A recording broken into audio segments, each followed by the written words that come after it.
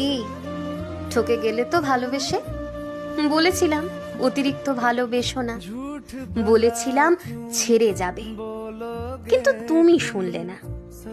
এখন দেখো ছেড়ে গেল তো, এখন কি করবে? কান্না করবে?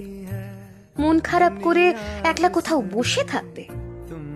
যদি তুমি শুনতে আমার কথা, তাহলে আজ এটা হতো না। এখন তো তোমার পাশে আর কেউ নেই, কারণ তুমিই তো একদিন জোর গলায় বলেছিলে সে নাকি সবার থেকে আলাদা, সে কখনো তোমায় ছেড়ে যাবে না। একদিন তো এইসব নিয়েও বন্ধুদের সাথে কত ঝগড়া করেছো। আজ তো তারাও আর কেউ তোমার পাশে নেই। তাহলে কষ্টের কথাগুলো এবার কাকে বলবে শুনি?